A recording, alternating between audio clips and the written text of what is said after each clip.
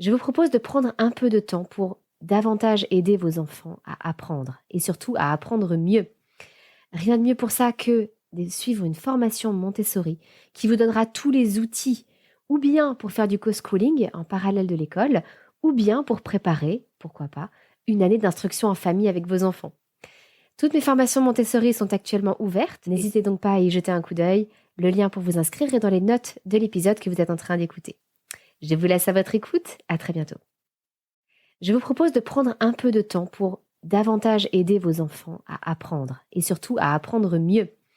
Rien de mieux pour ça que de suivre une formation Montessori qui vous donnera tous les outils, ou bien pour faire du co-schooling en parallèle de l'école, ou bien pour préparer, pourquoi pas, une année d'instruction en famille avec vos enfants. Toutes mes formations Montessori sont actuellement ouvertes, n'hésitez donc pas à y jeter un coup d'œil. Le lien pour vous inscrire est dans les notes de l'épisode que vous êtes en train d'écouter. Je vous laisse à votre écoute, à très bientôt. Bienvenue sur le podcast des Montessori 7, Montessori à la maison.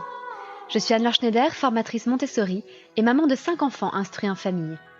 Ma mission, c'est d'aider les parents, les assistantes maternelles, bref, tous ceux que dans notre communauté nous appelons des sourissettes, à mettre en pratique la philosophie Montessori chez eux, avec leurs enfants ou les enfants qu'ils gardent. Dans ce podcast, nous parlerons donc de pédagogie Montessori, mais aussi de discipline positive, d'instruction en famille, ce que l'on appelle aussi l'école à la maison, de co-schooling et de bien d'autres choses encore. On connaît souvent la pédagogie Montessori appliquée aux jeunes enfants. On parle très très souvent des 3-6 ans, voire des bébés. On entend parler de Nido Montessori. Mais on connaît déjà un petit peu moins ce que proposait Maria Montessori à l'âge de l'école primaire. Et très très peu de gens savent que Maria Montessori avait en fait tout un projet, tout un programme pour l'adolescence et oui, même l'université. Alors l'université, je reviendrai un autre jour dans un autre épisode. Au début, j'avais pensé parler à la fois de l'adolescence et de l'université et en fait, j'avais tellement à dire que j'ai préféré couper cet épisode en deux et parler aujourd'hui de l'âge du collège et du lycée. Et ce qui me frappe parce que je me suis replongée dans les écrits de Maria Montessori, ce qui me frappe, c'est la grande actualité du diagnostic qu'elle posait déjà à son époque et qui s'applique en fait totalement aujourd'hui. Et en même temps, la perspicacité et l'inventivité des réponses qu'elle propose. Alors, je vais être tout à fait honnête, je ne suis moi-même pas formée à la pédagogie Montessori pour les adolescents. Je suis formée pour les tranches d'âge 0 à 3 ans, 3 à 6 ans et 6 à 12 ans, mais pas pour les 12-18. C'est extrêmement compliqué, il faut le dire, de se former pour cette tranche d'âge-là parce qu'il n'y a pas de centre de formation en France. Il n'y en a même qu'un seul sur toute l'Europe qui se trouve en Suède. Une formation assurée par Jenny Höglund, j'espère que je prononce son nom correctement, et donc en Suède. Il existe aussi évidemment des formations faites par NAMTA en Amérique du Nord. Donc la plupart des gens vont se former en Suède ou aux États-Unis. Ça n'est pas mon cas, donc je me suis essentiellement appuyée. Je m'appuie évidemment dans ma pratique quotidienne, puisque j'ai moi-même des adolescents à la maison, et pour ce podcast en particulier, sur les écrits de Maria Montessori, et en particulier le livre De l'enfant à l'adolescent, dans lequel évidemment elle parle, elle fait la suite de ce qu'elle abordait dans le livre L'enfant, et donc elle présente son programme pour les 6-12 ans et derrière pour l'adolescent et le jeune adulte. Pour Maria Montessori, la période de l'adolescence, je trouve qu'elle le dit très bien, c'est une transition entre la vie de l'enfant qui vit en famille et celle de l'homme qui doit vivre en société. Donc c'est cette période de transition, de transformation, qui est une période clé dans le développement de l'être humain, à laquelle elle s'est intéressée dans ce livre. Je vais vous expliquer donc un petit peu ce qui est au cœur du programme de Maria Montessori pour les adolescents, que vous compreniez à quoi est censé ressembler un collège et un lycée Montessori. Et puis, j'aborderai en fin d'épisode la question de savoir pourquoi il est en réalité très compliqué de créer un tel collège ou lycée Montessori et qu'est-ce qui existe à l'heure actuelle en France pour cette tranche d'âge-là. Quel diagnostic Maria Montessori pose-t-elle sur la société de son époque ? Je trouve ça frappant parce que tout est encore très vrai aujourd'hui. Je vais vous lire quelques petits passages en vrac pour que vous compreniez un peu, sans avoir à lire tout le livre de l'enfant à l'adolescent, que vous compreniez d'où elle partait, de quel constat elle partait. La société, dont les complications et les contradictions atteignent un paroxysme, se trouve devoir faire face à une crise qui menace la paix du monde et la civilisation elle-même. Les progrès réalisés par la science et par ses applications pratiques, tout en étant en connexion avec cette crise, n'en sont pourtant point les causes.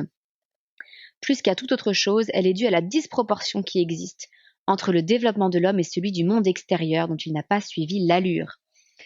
Le progrès matériel a transformé la vie sociale, mais les écoles sont aujourd'hui en contraste absolu avec le progrès humain. Vous voyez qu'aujourd'hui, nous sommes en plus, il y a des guerres même en Europe, des crises de civilisation, le progrès des nouvelles technologies, etc. Vous voyez combien ce diagnostic est encore d'une grande, grande actualité. Elle ajoute d'autres choses aussi qui sont très intéressantes aujourd'hui. Spécifions que la conjoncture sociale de notre époque qui doit susciter les plus fortes répercussions est en l'occurrence l'insécurité de l'avenir. Le monde matériel en complète évolution offre les incertitudes et les dangers dus à un ajustement nouveau. Nous avons perdu cette sécurité de jadis. Le temps est passé où la profession se transmettait tranquillement de père en fils. La certitude d'un bon emploi qui récompensait de bonnes études est perdue. La famille ne peut plus le garantir comme jadis, et l'État n'est plus, lui non plus, en mesure d'assurer un emploi aux citoyens destinés à des professions supérieures à la sortie des écoles spécialisées. Le monde est parti en état de désagrégation, parti en état de reconstruction. Elle parle d'alternance de progrès et de régression par rapport aux crises écologiques. C'est encore intéressant aujourd'hui. Le monde est comparable à un terrain en train de subir l'épreuve de la charrue.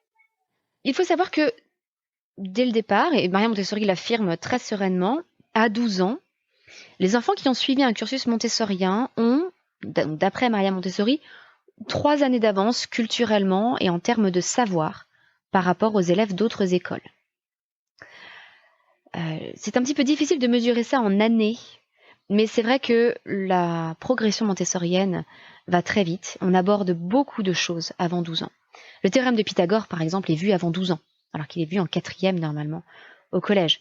Thalès également, alors qu'il est vu en 3e.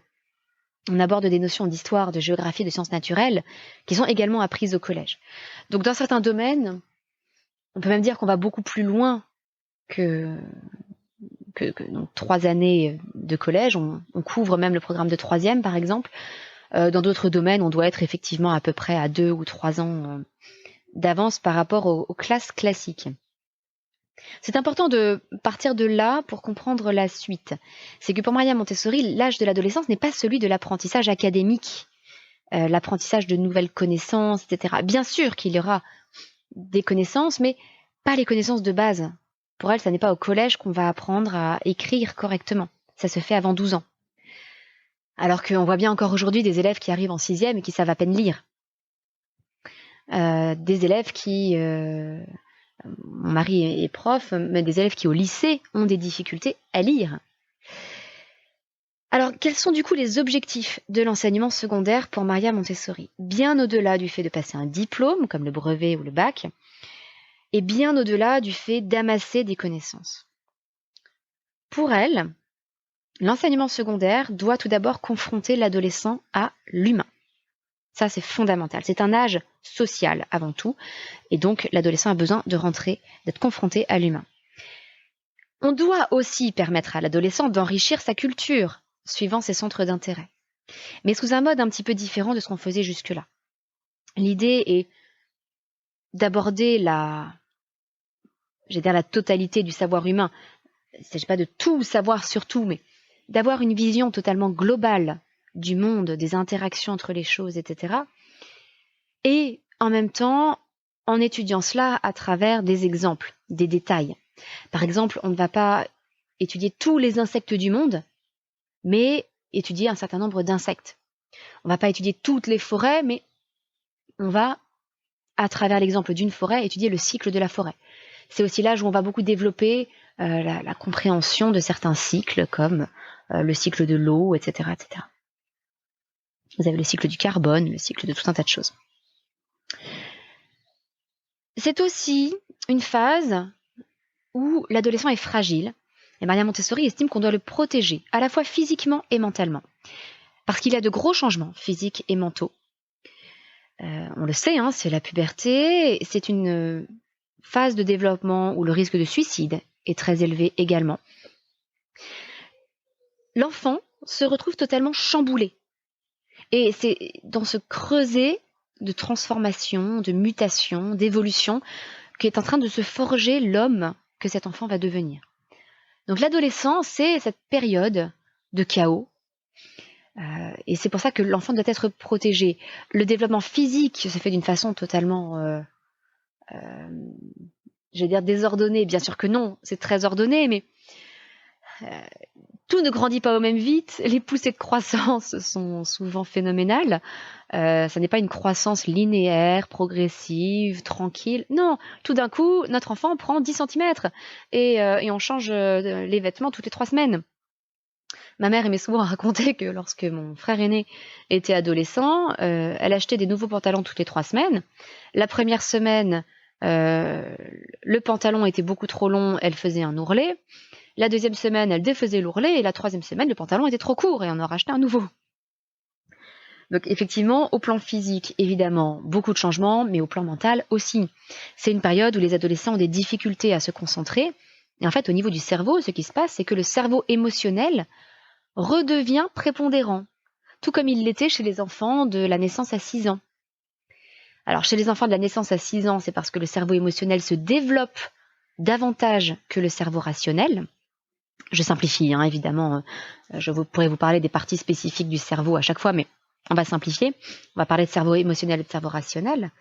À l'adolescence, c'est un petit peu différent, c'est qu'il y a un élagage neuronal, on fait du tri dans les neurones, et en fait, le cerveau émotionnel devient plus efficace, plus rapide, plus virulent, plus fort, plus intense que le cerveau rationnel pendant cette période. Et ensuite, pendant la période en gros de 18-24 ans, le cerveau finit de maturer et on retrouve un équilibre entre le rationnel et l'émotionnel.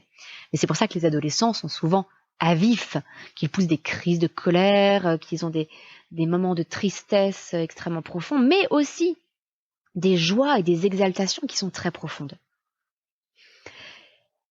Et quatrièmement, c'est une période qui doit être consacrée au développement de la création et de la confiance en soi.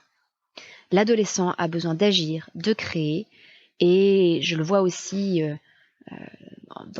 au collège, au lycée, dans les interventions en discipline positive que je fais, l'adolescent est très souvent découragé. Donc nous avons absolument besoin de l'aider à développer sa confiance en lui. Donc voilà un petit peu les 4 objectifs dont parle Maria Montessori: confronter l'adolescent à l'humain, lui permettre d'enrichir sa culture, le protéger physiquement et mentalement, et puis l'aider à développer ses capacités de création et sa confiance en lui.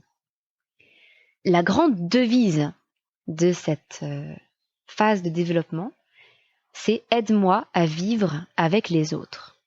Maria Montessori avait donné une devise comme ça à chacun des âges. Par exemple, « aide-moi à faire seul » pour les enfants de moins de 6 ans. « Aide-moi à penser par moi-même » pour les 6-12 ans. Et donc, « aide-moi à vivre avec les autres » pour les adolescents.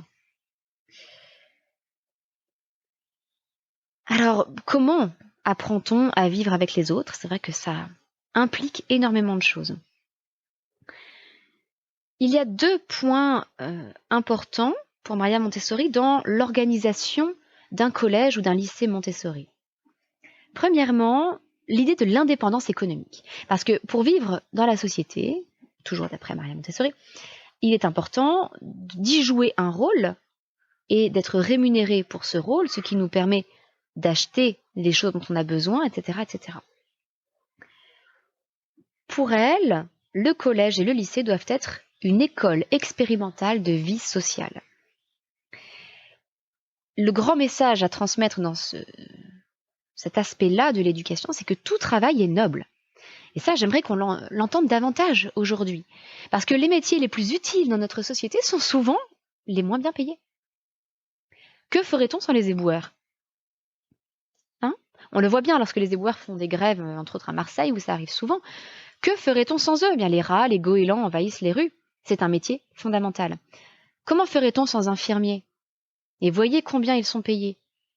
Comment ferait-on sans personne pour faire le ménage dans les grands bâtiments publics, par exemple? Comment ferait-on sans enseignants?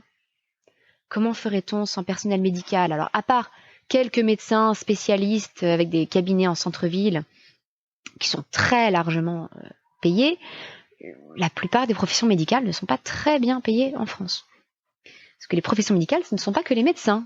Vous avez aussi les aides-soignants, les auxiliaires de puériculture, vous avez beaucoup de monde qui sont généralement très très mal payés. Donc, au contraire, nous on va s'efforcer d'apprendre aux adolescents que tout travail est noble et que se livrer à un travail agréable, en fait, c'est un repos. On se dit souvent, mais quand est-ce qu'ils vont se reposer, ces pauvres petits bouts de chou, Ben non, en fait, ces grands gaillards, ces grandes filles, ces adolescents, ils aiment travailler. Lorsque le travail a du sens, c'est du repos. Je peux vous dire que moi, je le vis au quotidien. Lorsque j'enregistre ce podcast, par exemple, c'est un travail. J'ai travaillé pour vous fournir ces contenus. Je travaille là encore à vous les transmettre. Mais quel plaisir! Quelle joie! Et au lieu de me sentir fatiguée après, je suis pleine d'énergie. J'ai fait encore une formation en crèche lundi dernier. Formation pour laquelle je me suis levée à 6 heures du matin. J'ai eu 3 heures de route dans la journée et j'ai assuré la formation. Donc, d'abord le temps d'installation de tout mon matériel et la formation de 9h à 17h, puis le rangement de tout le matériel. Donc, une journée quasiment non-stop de 7h à 19h le soir. Mais j'étais en pleine forme le soir. En pleine forme. Pourquoi? Parce que ce travail a du sens, parce que c'est un travail que j'ai choisi, un travail que j'aime, et donc ce travail est un repos. Eh bien, c'est pareil, là, pour les adolescents, on va les aider à expérimenter la réalité du travail concret, du travail dans la société, mais avec l'aide de l'école et des éducateurs. L'idée, ça n'est pas de les faire plonger dans le monde du travail, comme on le fait après l'université, mais de les accompagner, qu'ils se mettent à travailler avec d'autres adultes qui sont là pour leur apprendre, afin d'avoir une transition qui soit beaucoup plus facile. Et quelque part, c'est le prolongement naturel de tout le travail de vie pratique qu'on a fait faire aux enfants, en particulier avant 6 ans. Donc tout ça se fait de façon extrêmement naturelle. L'indépendance économique, c'est donc un premier point très important dans l'organisation du collège et du lycée. Vous allez voir comment ça se met en place de façon concrète. Le deuxième aspect important pour l'organisation, c'est de respecter les besoins vitaux des adolescents. Et très étonnamment, peut-être, pour Maria Montessori, c'est un âge où il faut sortir de la famille et permettre aux adolescents de vivre dans un lieu à part, idéalement à la campagne, dans la nature, parce que c'est bon pour le physique et pour le moral, où ils seront avec des pairs, avec d'autres adolescents. Pourquoi les faire sortir de la famille? Vous allez me dire, moi je suis très attachée aux relations familiales, à l'unité familiale, et c'est quelque chose qui m'a surprise au départ, mais effectivement je le comprends. L'adolescence est un âge où on a déjà reçu une éducation de la part de sa famille. Je parle d'éducation au sens large, un modèle de la part de sa famille. Mais c'est un âge où on accorde plus de poids à ce que pensent les autres du même âge, les pairs, P-A-I-R-S. Donc c'est un âge où effectivement, il peut être intéressant de sortir un petit peu du milieu familial et de vivre en internat. En plus, la famille, il est vrai, a une organisation qui est centrée essentiellement sur la vie des parents, le rythme professionnel des parents. Ce sont les parents qui imposent les vacances, etc., etc. Alors que le collège en internat auquel pensait Maria Montessori, c'est un lieu où toute l'organisation est centrée sur le jeune et son instruction. Et donc, l'idée est de créer un internat où les enfants, les adolescents vont apprendre et travailler et gagner de l'argent par ce travail.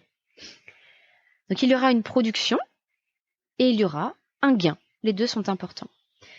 Et alors Maria Montessori appelait ça les Erdkinder. Je ne sais pas pourquoi le terme est resté dans cette langue. J'avoue que j'ai un petit doute, peut-être que Maria Montessori a écrit ce livre tout d'abord en néerlandais. J'en sais rien, j'ai pas trop m'aventuré là-dedans, mais en tout cas c'est comme ça qu'on appelle ça encore dans la pédagogie Montessori, les Erdkinder, qu'on peut traduire par enfants de la terre, enfants à la terre. Dans la traduction française, c'est traduit par les enfants à la terre. Donc on met les enfants à la terre, si vous voulez.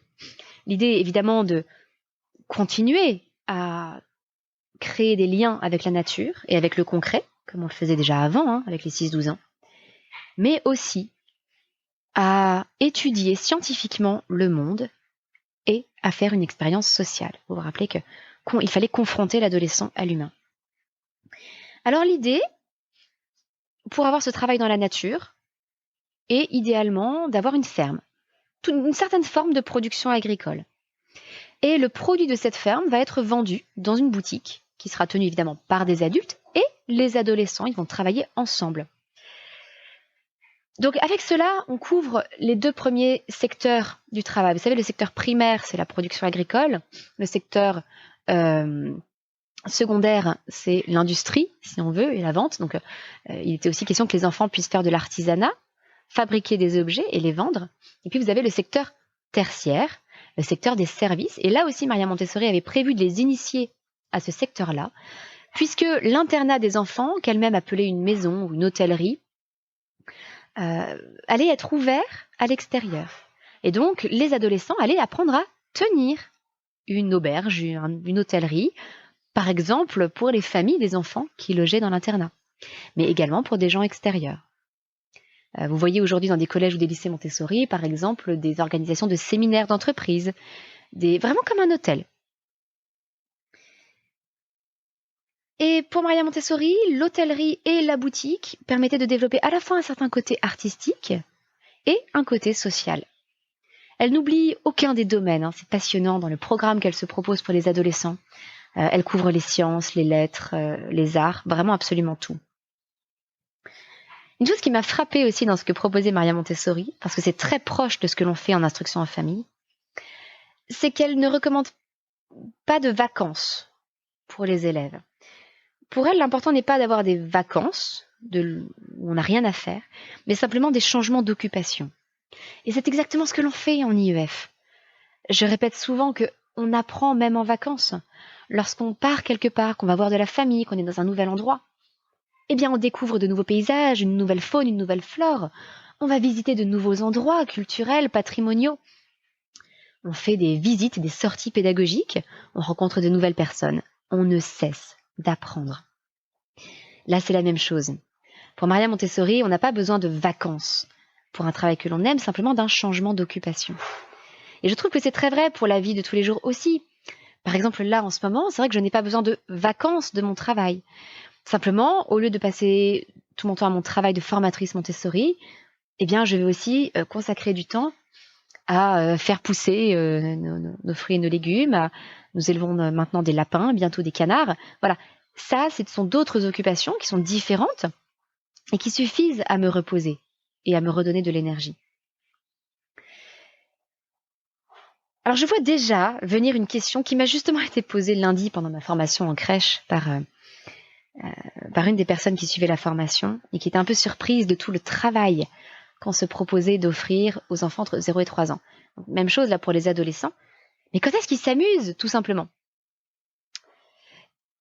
Et je pense que Maria Montessori y répond très bien. Les études et le travail qui n'y apportent... Alors, elle parlait de la maison des enfants, donc des enfants de 3 à 6 ans. Les études et le travail qui n'y apportent aucune fatigue y accroissent tellement la volonté des jeunes enfants que ceux-ci, infatigables, continuent à travailler une fois rentrés chez eux. Et je pense que les parents qui ont des enfants en école Montessori ont déjà fait cette expérience, d'avoir des enfants qui aiment recommencer à travailler chez eux, reprendre du travail chez eux. Alors on a parlé un petit peu de l'organisation du collège et du lycée pour Maria Montessori. Donc un internat avec ferme, boutique et hôtellerie. Et dans son programme, Maria Montessori estime qu'il y a 3 choses à fournir aux adolescents. Premièrement, des soins moraux. Les adolescents sont les espoirs de l'avenir et seront les juges du présent. J'aime beaucoup cette phrase. Ça implique énormément de respect envers les adolescents et de la part des adolescents vers les adultes aussi. Moi, j'aime beaucoup les enseignants qui vouvoient les élèves, surtout au collège et au lycée. Je trouve que c'est une marque de respect les uns envers les autres. Ce sont des personnes et des personnes dont la contribution se place déjà à un niveau élevé. Donc, je trouve intéressant de les vouvoyer. L'idée est de ne surtout pas laisser l'adolescent errer, glander, en fait, comme on le dirait aujourd'hui, mais de l'aider à développer son autodiscipline tout en préservant son libre choix. Ça, c'est vraiment au cœur de la pédagogie Montessori pour toutes les tranches d'âge, liberté et discipline. Une liberté totale, sans aucune discipline, c'est la porte ouverte à toutes les dérives. Une discipline sans liberté, c'est simplement de l'autoritarisme. Et je pense que, en fait, personne ne veut apprendre à ses enfants à obéir aveuglément à tout. Ça, c'est la porte ouverte vers le fascisme. Donc, l'idée est d'équilibrer la liberté et la discipline, et tout ça, ça s'apprend. Et donc là aussi, c'est quelque chose dans lequel on va accompagner les adolescents. Et elle insistait sur la nécessité de préserver des temps de solitude et de calme. Donc voilà pour la partie des soins moraux. Il fallait évidemment des soins physiques. Alors Maria Montessori, qui était médecin, fait de grandes recommandations sur l'alimentation des adolescents, qui est une alimentation très saine. Alors je ne saurais pas juger si ce sont de bonnes recommandations aujourd'hui. Par exemple, elle recommande de ne pas faire manger de viande du tout aux adolescents. Bon, je ne sais pas ce que ça vaut. En tout cas, elle insiste sur le fait de fournir une alimentation saine, variée, équilibrée, pleine de nutriments. Elle recommande aussi d'interdire l'alcool et le tabac, mais de laisser les adolescents manger beaucoup de sucre, parce que c'est leur premier moteur énergétique. Là encore, je ne sais pas si c'est forcément très sain. Et en même temps, je me souviens de ma propre adolescence, et en particulier, alors je suis rentrée en classe prépa assez jeune, entre 15 et 18 ans, j'étais en classe prépa, et je mangeais des quantités effectivement phénoménales de sucre, de chips, de choses comme ça. Je pouvais manger une tablette de chocolat par jour, et le cerveau consommant énormément de sucre, lorsqu'on suit des études très intenses pour le cerveau, eh bien tout ce sucre se retrouve consommé. Je peux vous dire que si aujourd'hui je mangeais une tablette de chocolat par jour, ce n'est pas mon cerveau qui récupérerait toute cette énergie, mais mes fesses. Bon. En tout cas, je ne sais pas s'il faut absolument laisser les adolescents dévorer tout le sucre qu'ils veulent, mais elle recommande aussi évidemment la vie au plein air, de la natation, beaucoup d'exercices physiques. Concernant le programme et les méthodes, c'est son troisième point, donc les soins moraux, les soins physiques, et puis le programme et les méthodes. Elle a plusieurs axes importants. Un axe concernant le développement de la personnalité intérieure et de l'expression personnelle de l'adolescent via les arts et le langage. Par exemple, à travers l'expression musicale, la création d'une chorale, des exercices de diction, de logique et de raisonnement, fondamentaux aujourd'hui, à l'heure des fake news et compagnie, un peu de logique et de raisonnement, des leçons de déclamation, des conférences, du dessin, de la sculpture, etc. Bref, aider l'enfant à développer sa personnalité intérieure, son expression personnelle. Deuxième axe, permettre à l'être psychique de se développer. Alors, ce qu'elle appelle l'être psychique, ça peut être une éducation religieuse, si l'enfant est croyant, mais une éducation religieuse qui devra passer par le contact avec les autres, beaucoup. Ça doit être une religion interpersonnelle, c'est important. Encore une fois, on est à l'âge de l'apprentissage de la sociabilité. Aide-moi à vivre avec les autres. S'il a une éducation à la nature, par exemple, là aussi, il faudra s'intéresser aux relations, à l'individu. On s'intéresse aux détails pour mieux comprendre le tout. Ce sera un âge où il faudrait aider les adolescents à développer leur capacité d'admiration. Combien peut-être de dépression, de suicide seraient évités si on réussissait à développer chez certains adolescents ce sens de l'admiration, que les choses sont belles, qu'il y a un sens à la vie, qu'il y a plus grand que lui, et que c'est beau, et qu'il faut s'en inspirer. C'est évidemment aussi l'âge d'une éducation morale. Un gros axe également sur les mathématiques, parce que pour Maria Montessori, les mathématiques permettent d'étudier le monde tel qu'il est. Et la philosophie et la religion permettent de comprendre pourquoi il est ainsi. Ce sont des questions différentes. Alors, quand elle parle des mathématiques, clairement, c'est une introduction à toutes les autres sciences. On ne peut pas faire de sciences physiques sans mathématiques. On ne peut pas faire de biologie sans mathématiques. Les mathématiques sont l'outil par lequel on mesure, on évalue, on étudie les rapports, etc., entre les choses et les objets. Ce sont les mathématiques qui nous permettent de décrire le monde. Tout peut se décrire par les mathématiques. Une couleur, c'est une certaine longueur d'onde. Un son, c'est une longueur d'onde mesurée par des chiffres, des nombres. En revanche, jamais les mathématiques ne pourront vous expliquer pourquoi les choses. Pourquoi sont-elles ainsi? Pourquoi sont-elles tout court? Ça, c'est le rôle de la philosophie, de l'éducation spirituelle, morale, etc. Elle voulait aussi insister beaucoup sur les langues, toujours dans cette idée de développement de l'éducation psychique. Voilà. Donc ça, c'était son deuxième axe. Premier axe, développer la personnalité intérieure et l'expression personnelle. Deuxième axe, développement de l'être psychique. Troisième axe, acquérir une culture générale, mais par l'expérience.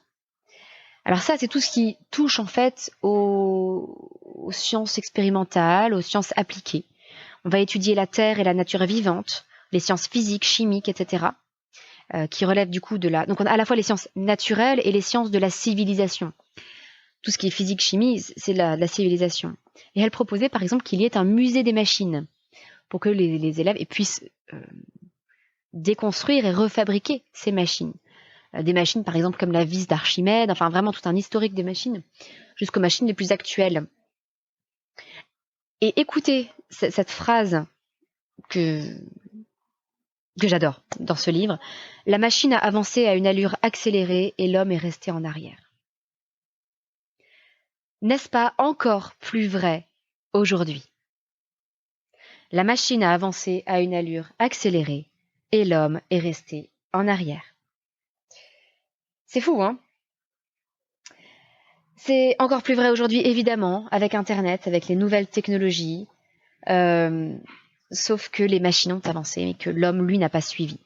Donc nous avons des devoirs nouveaux, une moralité qui doit être toujours plus haute, et on doit transmettre, du coup, ça c'est le quatrième, ça fait partie de ce troisième plan aussi, la culture générale, on doit développer pour l'enfant une histoire de l'humanité qui soit aussi complète que possible, à travers, entre autres, justement, les explorations et les inventions, et l'histoire du développement humain à travers les rencontres civilisationnelles. C'est magnifique, en fait, tout ce qu'on propose à ces adolescents. C'est qu'on leur propose, dans la continuité de l'éducation cosmique des enfants entre 6 et 12 ans, une ouverture sur le monde complet. Voilà.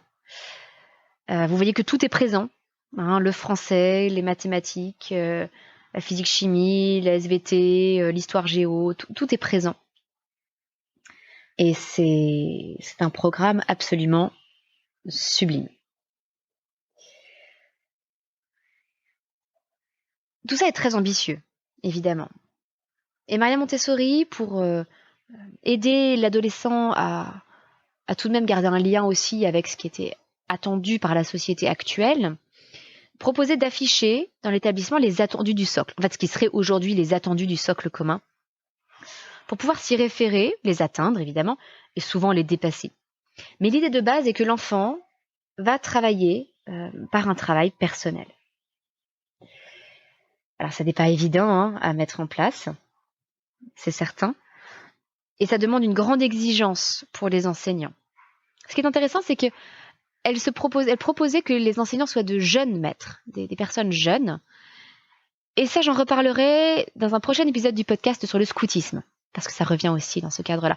Le scoutisme que Maria Montessori admirait beaucoup, hein, et dont elle parle dans ses livres.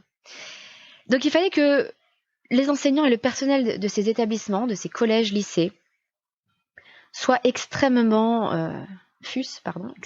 subjonctif imparfait, extrêmement bien formés, aient une moralité absolument exemplaire, soient eux-mêmes très, très cultivés, très compétents dans leurs différents domaines, pour offrir le meilleur à ses élèves. Et une dernière chose que j'aime beaucoup, c'est que ce qui pour Maria Montessori allait être le but du lycée, ça n'était pas le bac, ou l'équivalent italien, peu importe, enfin, elle ne vivait déjà plus en Italie à cette époque-là. C'était en fait une espèce d'examen final qui était, tel qu'elle l'appelle, un examen de conscience. L'enfant était censé prendre 1 mois de vacances, de congé par rapport à ses cours et son programme de travail habituel, Et pendant ce mois, il devait rédiger, résumer tout ce qu'il avait appris pendant ces années d'adolescence.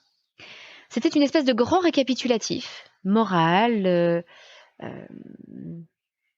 spirituel, intellectuel, avant d'entrer dans la vie active. Et je trouve ça merveilleux. Vous voyez, aujourd'hui, on encourage souvent les jeunes à aller passer une année à l'étranger s'ils le peuvent, ou à prendre une année sabbatique. Ben là, voilà, c'est un petit peu un mois sabbatique pour revenir sur tout ce qu'on a vu avant de se lancer dans la vie active. Mais se lancer dans la vie active, en fait, en étant déjà préparé, puisque l'enfant avait déjà cultivé la terre, avait vendu le fruit de sa production dans une boutique, avait déjà accueilli des clients dans un hôtel. Il avait déjà une meilleure idée de ce qu'il avait envie de faire et de ce pourquoi il était compétent. Je suis toujours frappée de voir qu'on s'attend à ce que les élèves en 3e sachent déjà ce qu'ils veulent faire plus tard, alors que tout ce qu'on leur a donné comme expérience professionnelle, c'est un stage de 3 jours. Franchement, est-ce que vous croyez vraiment qu'un élève de 3e qui a une vague idée, qui se dit « bah allez, j'aime bien les animaux, j'aimerais bien être vétérinaire peut-être », vous croyez que s'il va passer 3 jours chez un vétérinaire, ça y est, il va être sûr de sa vocation ou pas? Non, c'est n'importe quoi. Ce qu'il faudrait pour les jeunes, dans tous les collèges et lycées de France, c'est qu'il y ait une multiplicité de stages et d'expériences professionnelles, qu'ils puissent aller voir dans plein d'endroits. Tu aimes les animaux? Très bien. Ne va pas seulement chez un vétérinaire. Va aussi chez un soigneur animalier.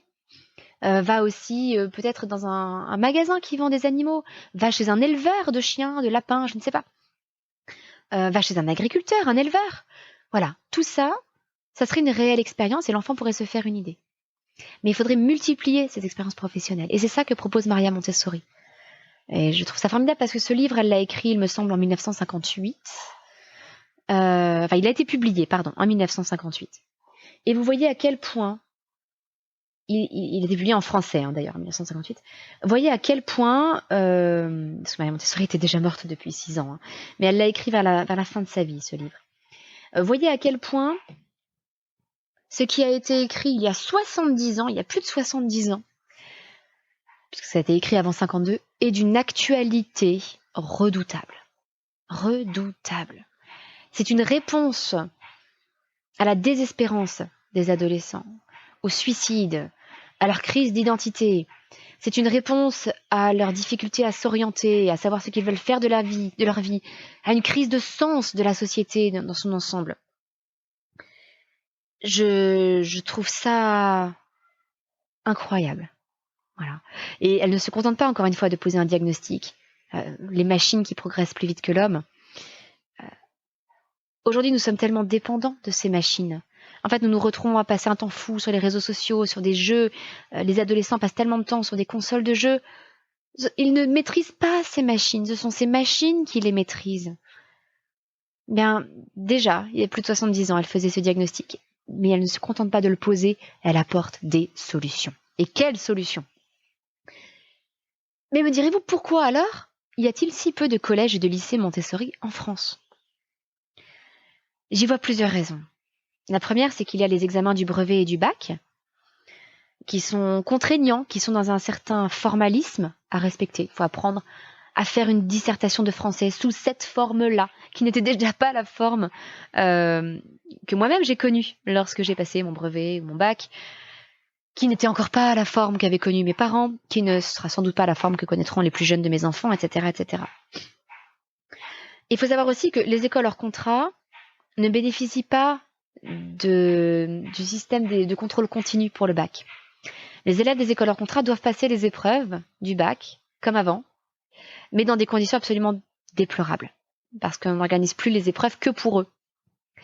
Il y a des exemples comme ça d'enfants qui se sont retrouvés à aller passer une épreuve, à être le jour dit devant la bonne salle à la bonne heure, avec un professeur qui avait toute sa classe devant lui, parce que le professeur s'était dit que l'élève ne viendrait sûrement pas, donc il avait maintenu son cours avec sa classe.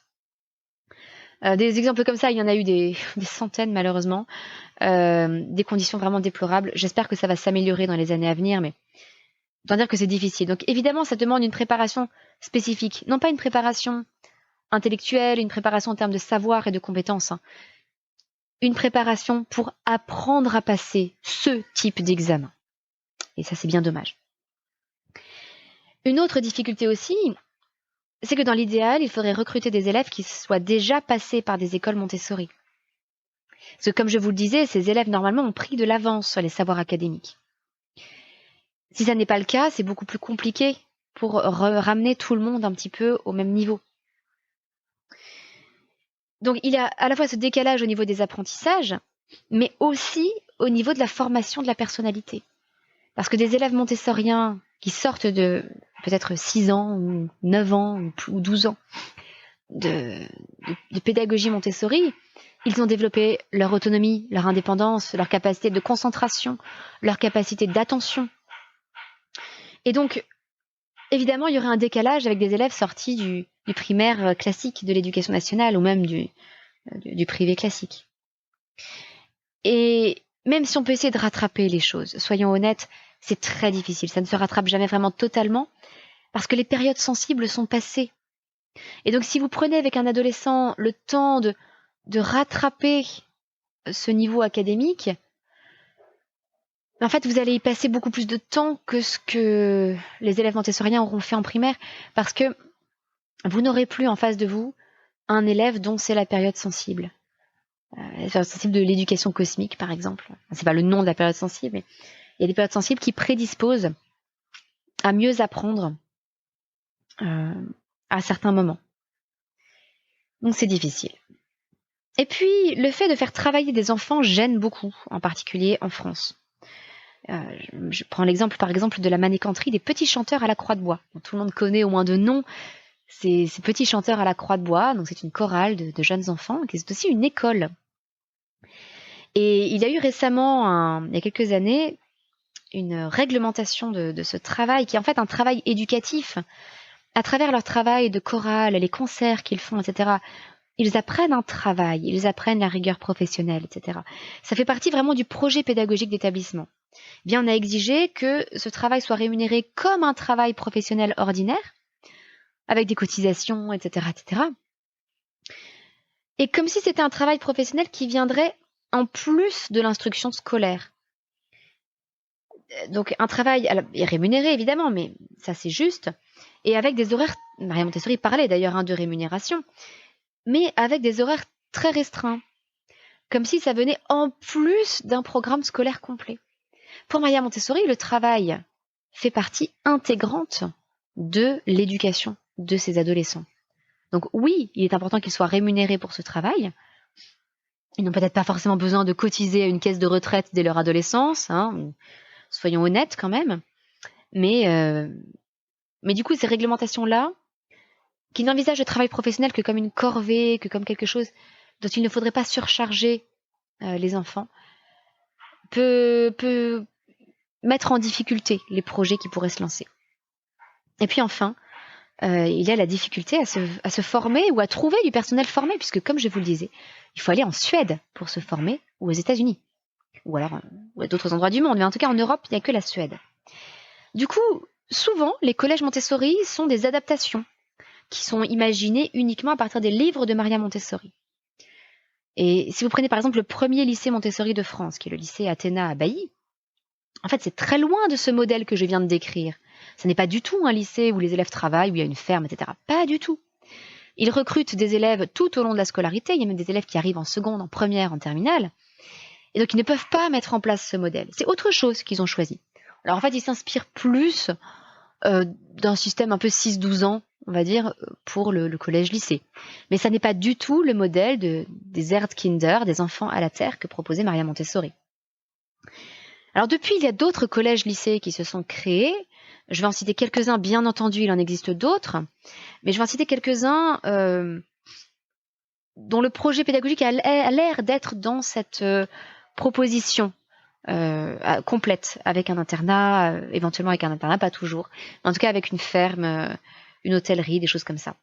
Vous avez Éclis Montessori à Thonon, ou les Pousses Verts dans les Alpes-Maritimes. Les Pousses Verts, ils sont formés aux États-Unis. Vous avez le Centre d'études et travaux Montessori dans l'Ain, où les éducateurs ont été formés en Suède. Vous avez les Arches dans l'Oise. Alors, je ne sais pas quelle est leur formation, mais le projet pédagogique a l'air tout à fait cohérent. Vous avez le Collège Montessori de Nancy Grand Est. Alors là, je ne sais pas trop quelle est la formation des éducateurs de ce collège, vous avez les esprits libres à Thorinque. Il y en a sans doute bien d'autres, mais beaucoup, beaucoup, beaucoup moins, évidemment, que d'écoles Montessori, que d'écoles maternelles Montessori et même que d'écoles primaires Montessori. Vous voyez qu'il y a beaucoup de choses à tirer comme leçon de ces propositions de Maria Montessori pour l'adolescent. Et en instruction en famille, j'en tire plusieurs leçons. C'est qu'il faut absolument que les adolescents aient du temps avec d'autres adolescents. Et ça me tue que le regroupement de familles soit toujours interdit pour l'instruction en famille. Parce qu'on pourrait se réunir à plusieurs familles et laisser les adolescents travailler entre eux. Il est important d'inclure aussi beaucoup de travail concret. Par exemple, le potager familial, par exemple. Voilà, nous nous sommes lancés nous dans l'élevage des lapins, bientôt des canards. Et nous incluons bien sûr chacun de nos enfants dans toutes ces entreprises. Importance aussi de passer beaucoup de temps en extérieur. Beaucoup, beaucoup, beaucoup de temps. Les adolescents d'aujourd'hui, pardonnez-moi, mais la plupart sont des grosses larves. Hein, un adolescent aujourd'hui, c'est un truc un peu tout mou et boutonneux qui passe son temps sur son canapé à jouer sur une console. Et j'aimerais exagérer, j'aimerais dire que c'est bon, j'exagère, je caricature, mais c'est quand même souvent le cas, malheureusement. Ça me désespère parce que c'est un âge merveilleux, capable du meilleur comme du pire. C'est un âge qui est exigeant, c'est un âge... c'est l'âge de l'héroïsme et de la sainteté. C'est l'âge où... C'est l'âge des grandes exaltations, c'est l'âge des grandes émotions. C'est un âge tellement incroyable. Et voyez aujourd'hui ce qu'est l'adolescence. Quelle tristesse. Donc plutôt que de s'arrêter à ce diagnostic, je préfère m'inspirer des solutions de Maria Montessori, proposer le monde à ses enfants, les ouvrir au monde, leur laisser un accès totalement libre à la nature, à l'extérieur, faire beaucoup de sport, d'exercice, une alimentation saine, bref. Toutes ces recommandations qui sont presque des recommandations de bon sens. Mais pourtant, tout le système scolaire français dans le secondaire est en opposition avec tout ça. Et quel dommage. Alors si vous avez vous-même des adolescents, j'espère que ces quelques idées vous inspireront, vous redonneront espoir aussi envers ces adolescents qui peuvent parfois paraître un petit peu durs avec nous. Je sais que la discipline positive a aussi beaucoup, beaucoup à apporter. On est en totale cohérence avec l'approche de Maria Montessori, en apportant beaucoup d'encouragement et de beaucoup développer le sentiment de capacité des adolescents. Voilà. C'est tout pour aujourd'hui. Je reviendrai prochainement sur la pédagogie Montessori et le scoutisme, puisque c'est aussi ce qu'on peut proposer à cet âge-là, et un peu plus tard, sur ce que proposait Maria Montessori pour l'université, les études supérieures. En attendant, je vous souhaite une excellente semaine et je vous dis à très bientôt. Votre petite sourisette, Anne-Laure.